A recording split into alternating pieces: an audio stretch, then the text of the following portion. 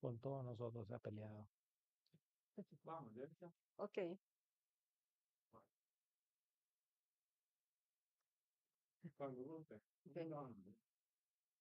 Gracias por continuar con nosotros en esta cobertura especial desde Asunción, Paraguay. Estamos llevándoles todos los detalles de la Asamblea General número 54 de la Organización de Estados Americanos. Estoy acompañada por Juan Sebastián Chamorro, líder, opositor, excarcelado político, confiscado, desnacionalizado. Tristemente, esa es la forma en que presentamos a muchos nicaragüenses hoy en día. Juan Sebastián, bienvenido. Gracias por estar acá en el Centro de Medios Víctor Ticay, que hemos establecido para demandar justicia y la liberación de nuestro colega periodista. Muchísimas gracias, Jennifer, por la oportunidad de estar acá, de Paraguay, denunciando todas estas violaciones que acabas de enumerar, no solamente desde el punto de vista de la persona, sino también desde el punto de vista del pueblo nicaragüense, sin que se nos olvide, evidentemente, los más de 141 presos y los más de 150 asesinados. Juan Sebastián, ¿qué expectativas tienen ustedes de esta Asamblea General de la OEA? Nicaragua ya salió de este organismo. Muchos se preguntan si realmente va a ser efectiva alguna resolución, considerando que no solo Nicaragua ya no está, sino que cuando estaba, tampoco Ortega era muy diligente en cumplir estas resoluciones. Nicaragua no ha salido. El régimen de Nicaragua, de Daniel Ortega, es el que pretende salirse de la OEA y que la atención del hemisferio vaya hacia otro lado. Y está logrando exactamente lo contrario. ¿A qué me refiero? Una resolución cerrada, en términos diplomáticos, una resolución cerrada significa cuando llegas a la Asamblea General que no es sujeto de discusión. O sea, la resolución salió como ya salió y eso es unánime de todos los países del hemisferio. Eso es un primer logro, un reconocimiento que hay que darle a todos los países que han contribuido a una resolución unánime en contra del régimen de Daniel Ortega, de tal manera de que el régimen fue el que se salió, pero la OEA sigue atendiendo el caso de Nicaragua. Sobre el tema de la resolución, aparte de todas las denuncias que se hacen en relación a los presos políticos, la violación de los derechos, las confiscaciones, desnacionalizaciones, etcétera, mandata a cada uno de los países miembros a hacer lo que ellos de manera independiente puedan hacer para resolver la situación de Nicaragua. Y ese elemento de la resolución es la que estamos tomando con más fuerza, porque ahora es un mandato suscrito por todos los países que están diciendo, mira, Argentina, Chile, Colombia, México, Costa Rica, hagan algo con relación al problema político de Nicaragua. ¿Qué es lo que puedan hacer? Bueno, dependiendo de lo que la política exterior de cada uno de los países determine. Pero ya en esta misión que estamos, un grupo bastante numeroso, más de 30 opositores nicaragüenses, organizaciones de la sociedad civil, defensores de derechos humanos, ONGs, agrupaciones políticas, estamos llamando y teniendo reuniones previo a la asamblea con los delegados oficiales de estos países a decirle, mira, la resolución está diciendo esto y necesitamos que ustedes como países puedan hacer algo en lo que está en sus posibilidades, en lo que tu política exterior determine, hagan algo con Nicaragua. Puede ser el tema de liberación de presos políticos, puede ser el tema de justicia internacional, puede ser el tema migratorio, puede ser el tema que el país en sí pueda ir resolviendo para los nicaragüenses en su lucha por la democracia. Hay un sentimiento de desesperanza entre los nicaragüenses. Muchos nicaragüenses sienten que han pasado 6 años de la crisis, que la oposición de alguna manera no termina de plantearse verdaderamente el tema de la unidad y que cada vez la represión aumenta más, se transforma, se vuelve peor, copa todos los espacios. No hay un lugar o un espacio en Nicaragua donde no haya una expresión de represión estatal. ¿Qué están haciendo ustedes como oposición organizada políticamente para responder a las necesidades reales de los nicaragüenses que están dentro del país sufriendo en carne viva estas estrategias opresivas del régimen de Daniel Ortega? Bueno, en primer lugar, lo que se puede hacer dentro del país es tomando en consideración, Jennifer, los elevadísimos niveles de persecución que hay. Y el objetivo fundamental es no poner a más gente en riesgo de ser apresado, de ser expulsado del país, etcétera. Eso es un elemento muy, muy importante. Desde el punto de vista de lo que estamos haciendo como oposición, este es un buen ejemplo de lo que estamos haciendo. Más de 30 opositores, defensores de derechos humanos, ONGs, miembros de la sociedad civil, políticos, etcétera, estamos enviando un mensaje contundente y unificador a todos los embajadores. Primero, de que Nicaragua se ha declarado un estado rebelde del orden internacional, de que se ha violentado todas las convenciones internacionales y resoluciones de la OEA, las resoluciones de la Corte Interamericana, de la Comisión Interamericana de Derechos Humanos, el Sistema Universal, Naciones Unidas, de que existe una serie de recomendaciones del grupo de expertos que Nicaragua, el régimen, ha desoído. Entonces, lo primerito que le estamos diciendo a ellos.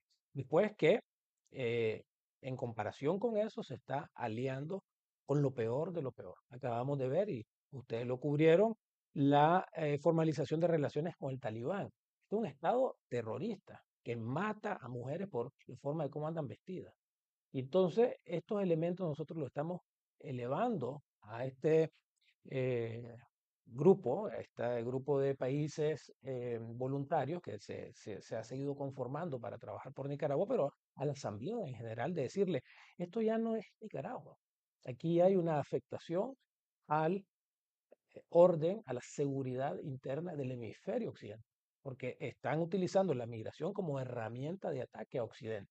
Eso es un discurso, un mensaje que todos estamos llevando.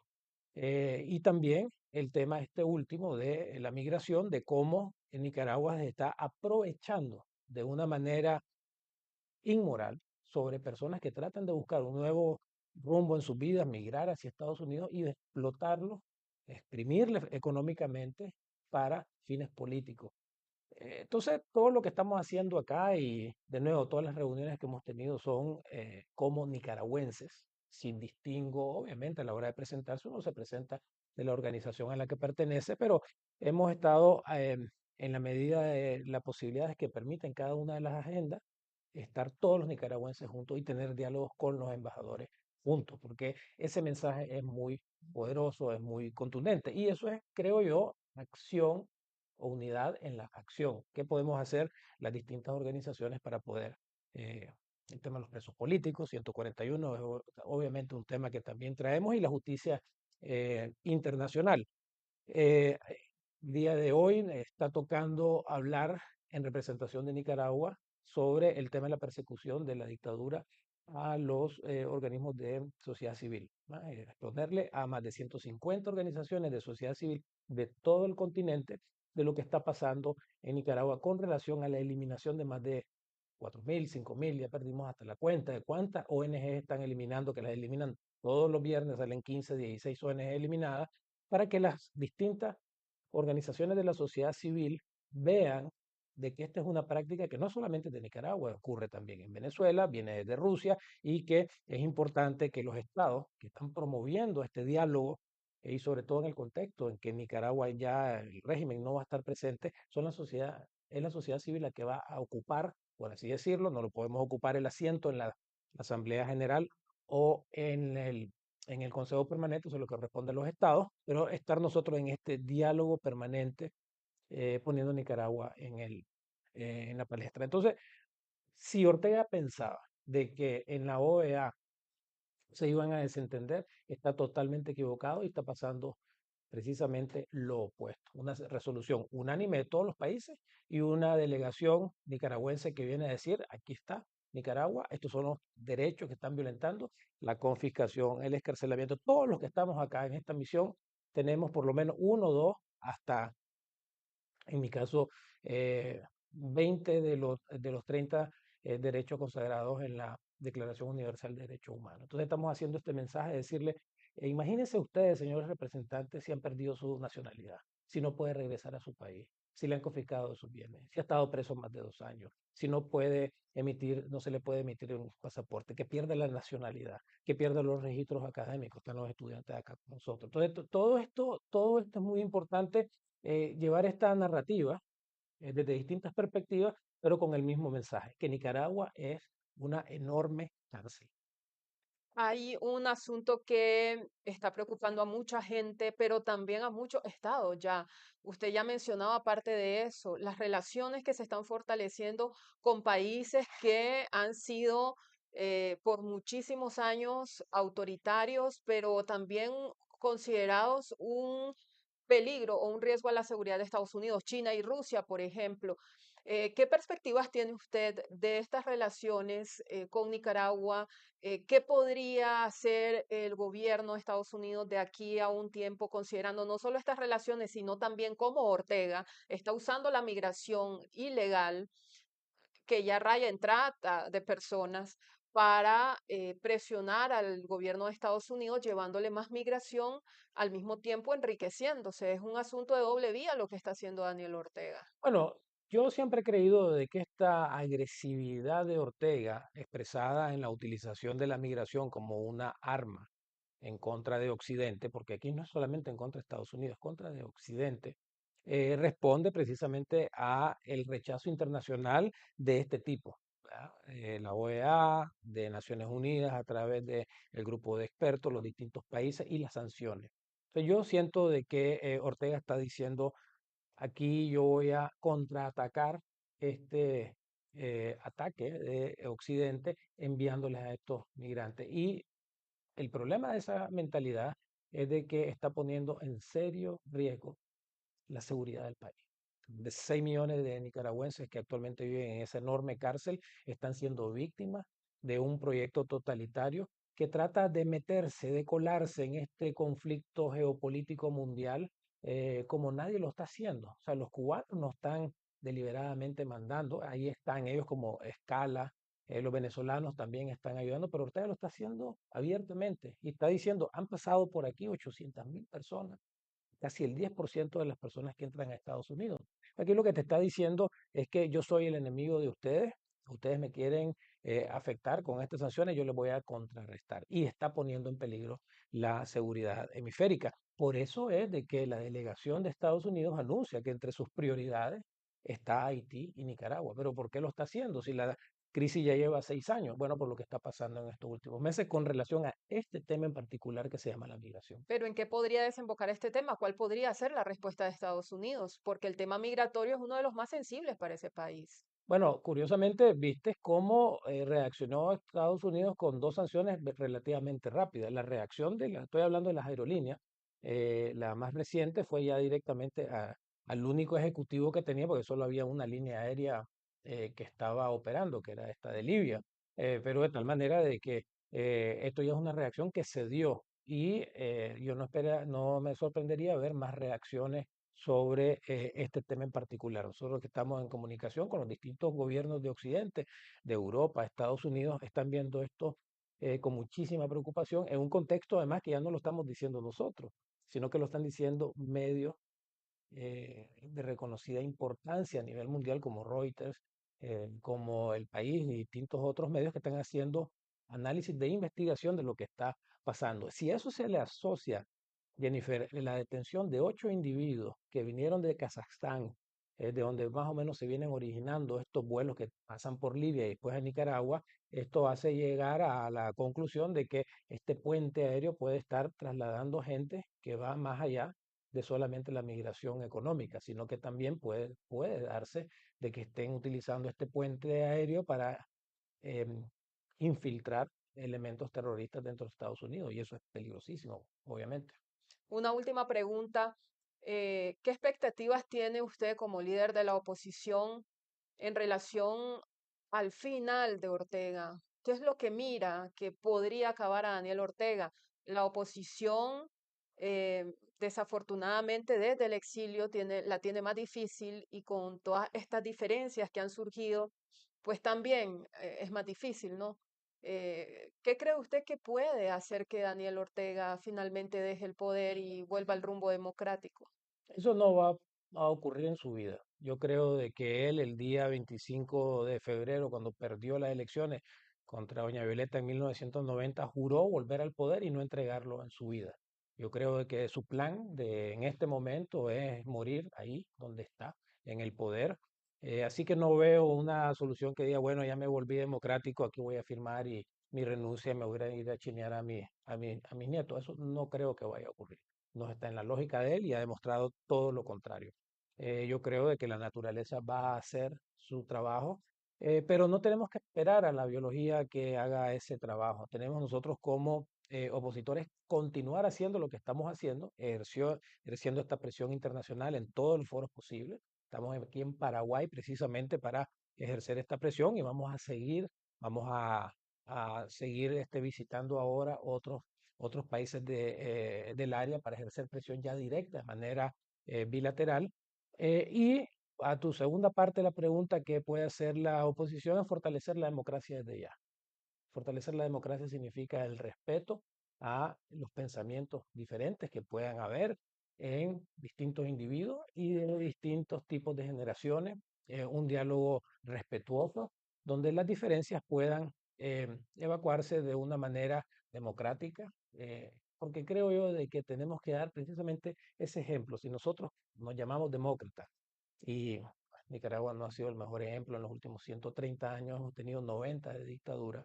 Tenemos que dar el ejemplo desde este mismo momento de cómo ejercer la democracia aún en el exilio, aún sin que se haya establecido la democracia plena en Nicaragua, y eso pasa por el respeto, la tolerancia, el debate de ideas sanas para que la gente pueda ir viendo efectivamente cómo luciría una democracia, una Nicaragua democrática. ¿Tienen Siempre ustedes un plan como oposición, un plan concreto de qué van a hacer cuando Daniel Ortega muera y cómo se estarían preparando ustedes para ese hecho?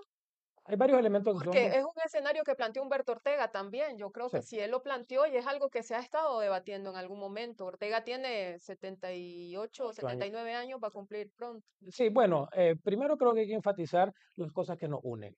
Nos unen el compromiso a la no reelección, nos une el compromiso a la independencia plena de poderes, de que aquí exista un ejecutivo, un legislativo y un judicial que trabaje de manera coordinada pero independiente, una administración de la justicia que sea imparcial, que sea segura, que lleve a los perpetradores de delitos a, a la cárcel sin impunidad. Ese es otro elemento que tenemos en común.